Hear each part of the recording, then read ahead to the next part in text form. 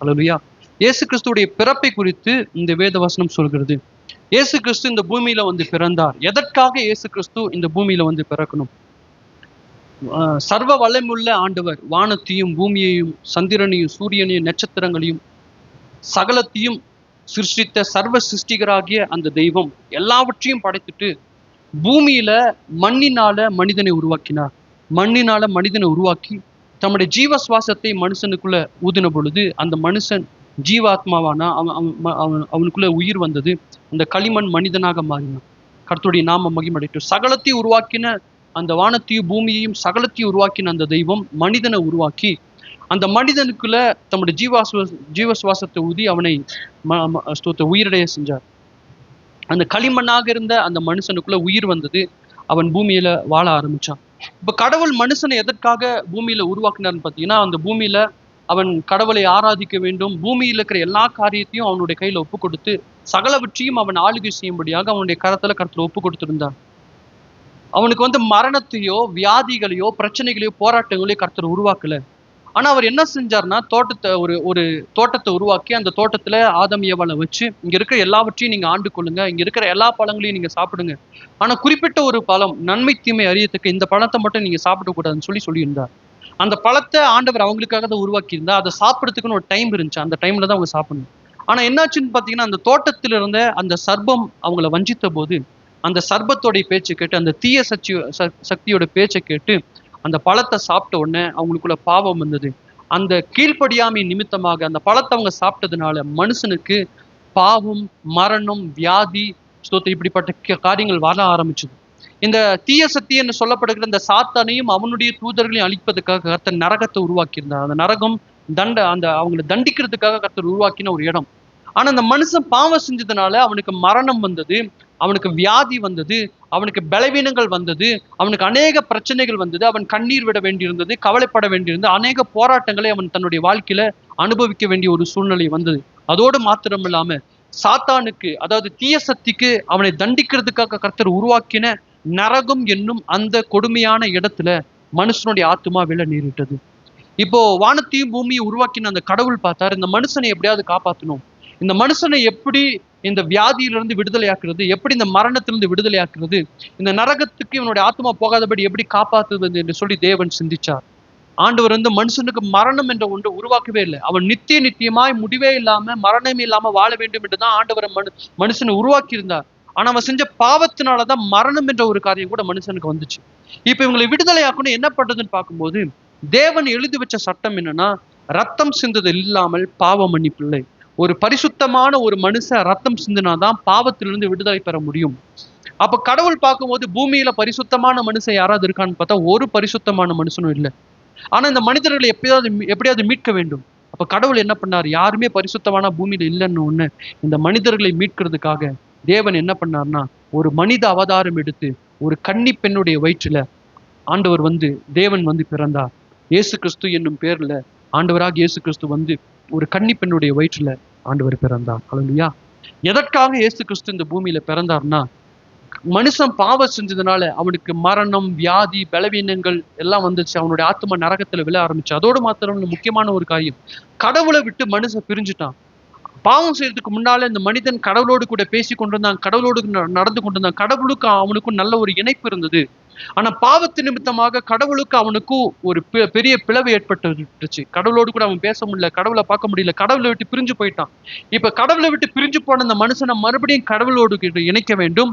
இவன் அந்த வியாதி, உபத்திரவங்கள், கண்ணீர், வேதனை, பிரச்சனைகளிலிருந்து இவங்களை விடுதலையாக்க வேண்டும், மரணத்திலிருந்து இவங்களை விடுதலையாக்க வேண்டும். இவங்க ஆத்மா நரகம் செல்லாதபடி நரகத்திலிருந்து இவங்களுடைய ஆத்மா காப்பாற்ற வேண்டும். அதுக்காக தான் இயேசு கிறிஸ்து பூமியில வந்து பிறந்து இயேசு கிறிஸ்து ஒரு கன்னி பெண்ணுடைய வயிற்றுல இயற்கைக்கு அப்பாற்பட்ட விதத்துல பிறந்து அவர் பூமியில வாழ்ந்து நம்மை போலவே பாட அனுபவிச்சு பூமியில வாழ்ந்து, ஆனா பாவம் செய்யாம இந்த பூமியில ஒரு பரிசுத்தமான ஒரு மனிதனா இந்த பூமியில ஜீவிச்சார். குருடரை பார்க்க வச்சார், செவிடர்களை கேட்க வச்சார், முடவர்களை நடக்க வச்சார், ஊமியர்களை பேச வச்சார், மரிச்சவங்களை உயிரோடு கூட எழுப்பினார். அதுக்கு பின்பதாக இயேசு கிறிஸ்து எல்லா மனிதனுடைய பாவங்களை தன்னுடைய தோளின் மேல சுமந்து மனிதர்களுடைய பாவத்துக்காக மரிக்க வந்தது நிமித்தமாக எல்லா ஜனங்களுடைய பாவங்களையும் தன்னுடைய தோளின் மேல சுமந்து எல்லா மனுஷருக்காகவும் சிலுவையில் அடிக்கப்பட்டு ரத்தம் சிந்தி மரித்தார். அல்லேலூயா. எல்லா மனுஷனும் அனுபவிக்க வேண்டிய தண்டனையை எல்லா மனிதர்களுக்கு பதிலாக இவர் ஒருவரே எல்லா தண்டனையும் தன் மீது ஏற்றுக்கொண்டார். ஒரே ஒரு ஆதாம் செஞ்ச பாவத்தினால முழு உலகமும் பாவத்துக்கு அடிமையானது போல, இந்த ஒரே ஒரு பிந்தின ஆதாமாகிய இயேசு கிறிஸ்து அவருடைய கீழ்ப்படிதல், அவருடைய மரணத்தினால ஒட்டுமொத்த சமுதாயமே இந்த பாவத்தில் விடுதலை பெற வேண்டும் என்பது தேவனுடைய திட்டமாக இருந்தது. அதை நிறைவேற்றவே இயேசு கிறிஸ்து வந்து பூமியில பிறந்தார். நம்முடைய பாவங்களுக்காக, உலக மக்கள் எல்லாருடைய பாவங்களுக்காக சிலுவையில் அடிக்கப்பட்டு ரத்தம் சிந்தி மரித்தார். மரித்ததோடு மாத்திரமல்ல, 3வது நாள் மரணத்தை ஜெயித்து உயிரோடு கூட எழுந்தார். ஹல்லேலூயா. உயிரோடு கூட எழுந்தார். உயிரோடு எழுந்து சீஸ்தர்களுக்கு ஏறக்குறைய 40 நாள் தரிசனம் கொடுத்தார். 40 நாள் அவங்களோடு கூட பேசி, தாம் பரலோகத்துக்கு போனதுக்கு அப்புறம் இந்த பூமியில அவங்க என்னெல்லாம் செய்ய வேண்டும் எல்லாவற்றையும் இயேசு கிறிஸ்து அவங்களுக்கு போதிக்கிறார். அதுக்கு பின்பதாக இயேசு கிறிஸ்து அந்த சீசர்களுடைய கண்களுக்கு முன்பதாகவே அப்படியே பரலோகத்துக்கு ஏறி போகிறார். எல்லா சீசர்களும் அதை பார்த்து கொண்டிருந்த போது ஒரு தேவதூதர்கள், 2 தேவதூதர்கள் பரலோகத்திலிருந்து இறங்கி வந்து அந்த சீசர்களை பார்த்து கேட்கிறாங்க, சீசர்களை நீங்க ஏன் மேலேயே பார்த்துட்டு இருக்கீங்க? இந்த கிறிஸ்துவாகிய இந்த தேவம், இந்த இயேசு கிறிஸ்து எப்படி உங்க கண்களுக்கு முன்பதாக மேலே எழுந்தருளப்பட்டாரோ அதே போல் திரும்ப இந்த பூமிக்கு வருவார், திரும்ப கீழே இறங்கி வருவார் என்று சொல்லி அந்த தேவதூதர்கள் சொன்னாங்க. இயேசு கிறிஸ்து பூமியில வாழ்ந்த நாட்களில் கூட சீசர்களுக்கு சொல்லியிருக்காரு, நான் மரிப்பேன், 3ஆம் நாள் உயிரோடு கூட எழுந்திருப்பேன், பின்பு பரலோகத்துக்கு போய் உங்களுக்குன்னு பரலோகத்துல ஒரு ஸ்தலத்தை ஆயத்தம் பண்ணுவேன், அந்த ஸ்தலத்தை ஆயத்தம் பண்ணதுக்கு அப்புறம் திரும்ப நான் அந்த பூமிக்கு வந்து உங்களை என்னோடு கூட கூட்டி செல்வேன் என்று சொல்லி இயேசு கிறிஸ்து பூமியில வாழ்ந்த போதே சொல்லியிருந்தார். அதே போலதான் அந்த தேவதூதன் சொல்றாங்க, இயேசு கிறிஸ்து எப்படி போனாரோ அப்படியே திரும்ப வருவார் என்று சொல்லி. ஹல்லேலூயா. ஆண்டவராக இயேசு கிறிஸ்து திரும்ப இந்த பூமிக்கு வரப்போகிறார். அவர் சொன்ன காரியம், உங்களுக்காக பரலோகத்துல ஒரு ஸ்தலத்தை ஆயத்தம் பண்ணுகிறேன் அப்படின்னு என்ன அர்த்தம்? மரணத்துக்கு அப்புறம் ஒரு வாழ்க்கை இருக்கிறது.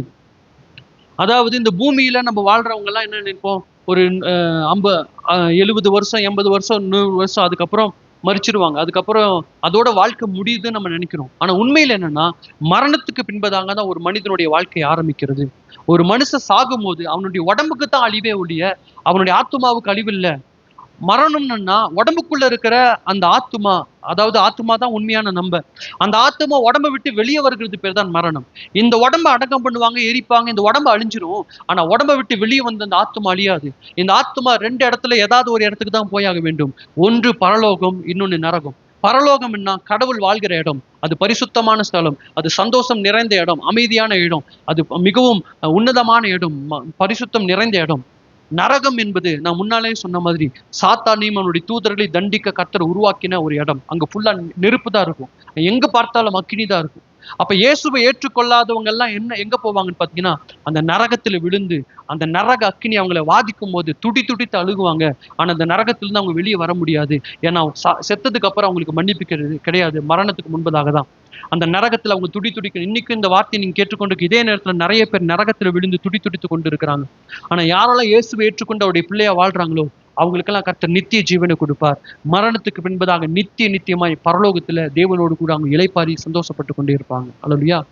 இதற்காக தான் இயேசு கிறிஸ்து பிறந்தார். எதற்காக இயேசு கிறிஸ்து பிறந்தார்? நம்மை பாவத்திலிருந்து விடுதலையாக்குவதற்காக, நம்மை மரணத்திலிருந்து விடுதலையாக்குவதற்காக, நம்மை வியாதி உபத்திரவங்களிலிருந்து விடுதலையாக்குவதற்காக, நம்மை நரகத்திலிருந்து தப்புவிப்பதற்காக, நமக்கு நித்திய ஜீவனை தருவதற்காக தான் இயேசு கிறிஸ்து இந்த பூமியில நமக்காக பிறந்தார், நமக்காக மரித்தார். அவர் மீண்டும் வரப்போகிறார், நம்ம எல்லோரையும் அவரோடு கூட கூட்டி செல்ல போகிறார். ஹல்லேலூயா.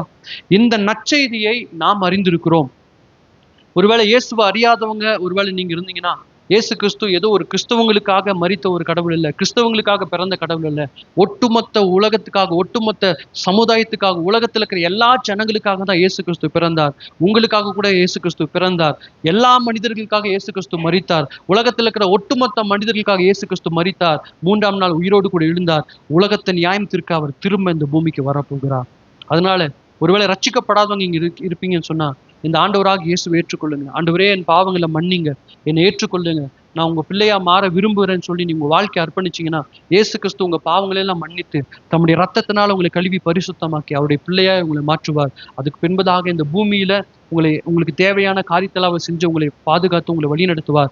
மரணத்துக்கு பின்னால நித்திய ஜீவனை கொடுப்பார்.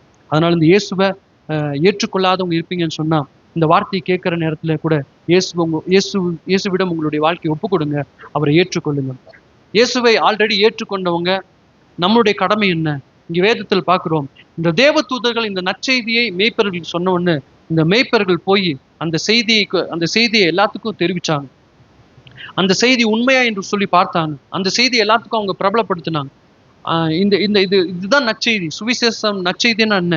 இயேசு நமக்காக பிறந்தார், நமக்காக மரித்தார், உயிரோடு கூட எழுந்தார், அவர் திரும்ப வரப்போகிறார் என்பதுதான் நற்செய்தி. இந்த செய்தியை, இந்த உண்மையை, இந்த இந்த சத்தியத்தை தெரிஞ்சுக்கிட்ட இந்த சத்தியத்தை நம்மளோடு கூட நம்ம வச்சிருக்காம, இந்த சத்தியத்தை எல்லா ஜனங்களுக்கும் சொல்ல வேண்டியது நம்முடைய கடமையாக இருக்கிறது. ஹல்லேலூயா. நம்ம பெற்ற இந்த இன்பத்தை, நம்ம அறிஞ்சு கொண்ட இந்த சத்தியத்தை மற்றவங்களுக்கு சொல்லணும். உலகத்துல இருக்க நிறைய பேர் இந்த சத்தியத்தை அறியாம, இந்த உண்மையை புரியாம, துன்பத்திலும், துயரத்திலும், கண்ணீரிலும், வேதனையிலும், பாவத்திலும் சிக்கி தவித்துக் கொண்டிருக்காங்க. மரணத்தை நோக்கி ஓடிக்கொண்டிருக்காங்க, நரகத்தை நோக்கி ஓடிக்கொண்டிருக்கிறாங்க. ஆனால் இந்த நாள் இந்த வார்த்தையை கேட்கிற நீங்க கூட, சத்தியத்தை கேட்ட நீங்க இந்த சத்தியத்தை மற்றவங்களுக்கு சொல்லுங்க. இயேசு உங்களுக்காகவும் பிறந்தார், உங்களுக்காக மரித்தார், 3ஆம் நாள் உயிரோடு கூட எழுந்தார், அவர் சீக்கிரம் வரப்போகிறார், அவரை நம்பினா உங்களுக்கு நித்திய ஜீவன் உண்டு என்ற இந்த சத்தியத்தை எல்லா ஜனங்களுக்கும் அறிவிக்க வேண்டியது கிறிஸ்தவர்களாகிய உங்களுடைய என்னுடைய கடமையாக இருக்கிறது. அதனால நம்ம இருதயத்தில் இன்னைக்கு இயேசு கிறிஸ்து பிறந்திருக்கிறார். இன்னைக்கு இயேசு கிறிஸ்து யாருடைய இருதயங்கள் எல்லாம் இன்னும் பிறக்காமல் இருக்கிறாரோ அவங்களுடைய இருதயங்கள் எல்லாம் இயேசு கிறிஸ்து பிறக்க இந்த சத்தியத்தை, இயேசு நமக்காக பிறந்தார், நமக்காக மரித்தார், உயிரோடு எழுந்த திரும்ப வரப்போகிறார் என்ற சத்தியத்தை எல்லாத்துக்கும் சொல்லுவோம். எல்லாரையும் நித்திய ஜீவனுக்கு பங்குள்ளவர்களை மாற்றுவோம். இந்த நற்செய்தியை எப்படி தேவதூதர்கள் வந்து சொன்னாங்களோ, இந்த நற்செய்தியை எப்படி மேய்ப்பர்கள் எல்லாத்துக்கும் அறிவிச்சாங்களோ, அதே போல நம்மளும் இந்த நற்செய்தி எல்லாத்துக்கும் சொல்லுவோம். கர்த்தர் தாமே எங்களை ஆசீர்வதிப்பாராக. ஹல்லேலூயா.